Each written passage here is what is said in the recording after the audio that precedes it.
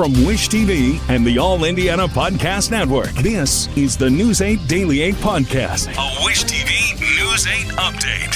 Hi, this is Hannah Mordeau, and this is a special edition of your News 8 Daily and Daybreak Drive-In for Thursday, December 11th. Turned away for citizenship, mapping out a final vote, and Rivers makes a splash in Indy. But first, the forecast. We are in for more clouds today, and light snow is going to get here this afternoon. Steady snow by mid to late afternoon, and the highs are going to be in the low 30s. The big news is, really, we have snow on the way for tomorrow morning. Storm Track 8 meteorologist Drew Narsutis breaks down what you can expect overnight and for your Friday drive. Anywhere here, Lafayette, Indianapolis, Shelbyville, and further southwards, we see this winter weather advisory in effect this afternoon till Friday morning. We're expecting most of central Indiana in the 2 to 4 inch range. There might be a local area or two that gets 5 or more, but in general, we should see a pretty widespread 2, 3, maybe 4 inches out there by Friday afternoon, evening. Warming centers will be open across Indianapolis as temperatures drop this weekend. There are 2 shelters in the city now operating 24 hours a day. One on North Tibbs Avenue offers space for 40 families and single women. Another at the city's Assessment and Intervention Center has 30 beds for single men. Also, the city has activated a third site at West Morris Church, adding 70 beds for men from 6 in the evening to 8 in the morning. You can keep up with all of the winter weather as it happens at wishtv.com. We've made it easy for you to track the temperatures and the snow as it comes in.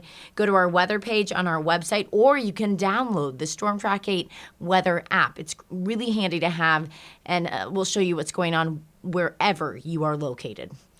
Happening today at the state capitol, the state Senate is set to take a final vote on the bill that would redraw Indiana's congressional map. The map is designed to give Republicans control of all of Indiana's 9 congressional seats. So far, 16 of the Senate's 40 Republicans say they support the bill, while 14 say they'll oppose it. The other 10 have not publicly said how they will vote. One Republican senator is linking the proposed new district to the outcome of last year's presidential election. If we just use the Harris vote, in Congress it would be 240 Republicans, 195 Democrats, if you just wanted to use a measure of fairness. And so if it's fair, we're not getting the good end of this stick. I'm extremely disappointed that we spent almost 5 months working on a piece of legislation or a policy idea that only serves the needs and the political interests of one person in Washington, D.C. And there you heard from a Democrat, too. The Senate session is set to start at 1:30 this afternoon. News 8's government reporter Garrett Bergquist will be at the State House to bring you live updates throughout the day on Wish TV and wishtv.com. Remember, we are on YouTube TV as well, live now. The Marion County Clerk is blasting federal immigration officials after more than 36 people who were set to become U.S. citizens were turned away from a naturalization ceremony in Indianapolis this week. News 8's Malia Van Ostrin explains what happened and what comes next. 38 people out of 100 were turned away from a naturalization ceremony in Indianapolis Tuesday during the We the People event at Union Station. They had already completed every step required to become a citizen, only to be denied the chance to take the oath at the last moment. I can't actually tell you why, because there is no good explanation, except that their country is on a list made up by the president that every person from your country is not welcome to be a citizen of our country. Marion County Clerk Kate Sweeney Bell says it takes roughly 5 years to become a citizen. The clerk's office regularly participates in those ceremonies and was there Tuesday, but couldn't do anything to help those turned away. Their goal is to register new citizens to vote and walking them through how elections work in Marion County. Sweeney Bell says the people who were denied had studied U.S. history, learned the law, and had proven their commitment to this country with the approval of multiple government agencies. We don't know who they are, and we don't know what is going to happen to them if they're looking out their window worried that even though they're here legally, whether they will be forcibly removed back to their country. We just don't know what's going to happen because there is no information that is flowing down to us. The incident comes as the Trump administration rolled out new immigration restrictions, pausing some asylum decisions and re-examining green card applications for certain countries. In a statement, a spokesperson for the Department of Homeland Security says USCIS has paused all adjudications for aliens from high-risk countries, while USCIS works to ensure that all aliens from these countries are vetted and screened to the maximum degree possible. The pause will allow for a comprehensive examination of all pending benefit requests for aliens from the designated high-risk countries. The safety of the American people always comes first. We have a significant number of Afghans. We have a significant number of Burmese are on the list. You know, Indiana is the largest population of Burmese in the world outside of Southeast Asia.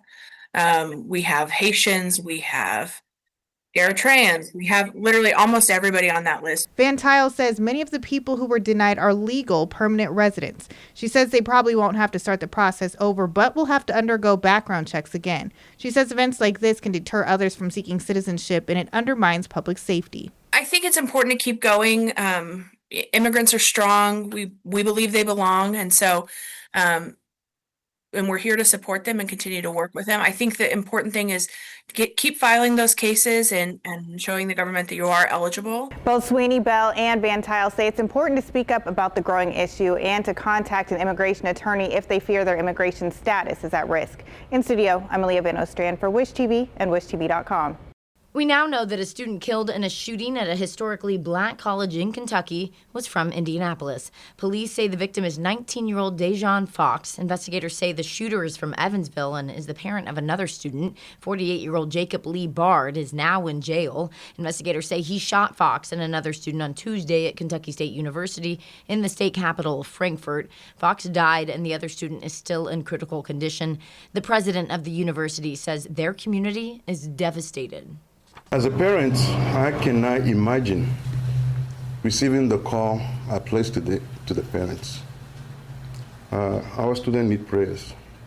Kentucky State University need prayers. Investigators have still not said what led to the gunfire. New on Daybreak, former University of Michigan football coach Sharon Moore went to jail hours after the university fired him for an inappropriate relationship with a staff member. Investigators say the arrest happened yesterday in Pittsfield Township, where Michigan's Ann Arbor campus is located. Police there issued a statement last night saying they arrested a suspect in an assault case. The department did not name the suspect, but the county jail later confirmed that Moore was booked in as of last night. Moore had coached Michigan for 2 seasons before he was fired. Former Vice President Kamala Harris is bringing her nationwide book tour to Indianapolis. Harris announced an extension for 107 days book tour yesterday. She now says that she will stop at the Murat Theater downtown on February 26th. The book follows her road to the 2024 presidential election. During her stop here in Indianapolis, Harris says she will discuss insights from the book. Tickets go on sale tomorrow at 10 in the morning. The Federal Reserve has announced another interest rate cut. It's the third this year. Karen Kafa reports on how the move could impact your budget. The final call on interest rates in 2025 by the Federal Reserve caps off a turbulent year for the central bank and current chair Jerome Powell and tees up an uncertain new year ahead. The Federal Open Market Committee decided to lower our policy interest rate by a 1/4 percentage point. Major inflation and jobs reports delayed by the recent government shutdown aren't due out until later this month. But economists say the Fed has enough private data about the U.S. labor market to see it's slowing. And cutting interest rates is aimed at encouraging businesses to borrow, spend, and hire more. It can get consumer spending, too. When interest rates come down, that lowers the overnight lending rate that banks use to send money to each other overnight while we're all sleeping. That can lower the broader interest rate that people think about when you think about, the rate you've got on your credit card, the rate you've got on your mortgage. But loosening the reins on borrowing also risks further heating up prices at a time when inflation remains stubborn. Despite consumers saying they feel the pinch, Americans are spending this holiday season. People are still spending. It is the holidays. So I think we're seeing credit card debt rise and buy now, pay later behavior is growing. So folks are still spending, but they're putting money in places where their debt is going up. The Fed facing a growing economy on one hand and a slowing labor market on the other, making the 2026 outlook for interest rates murky. In Washington, I'm Karen Kafa.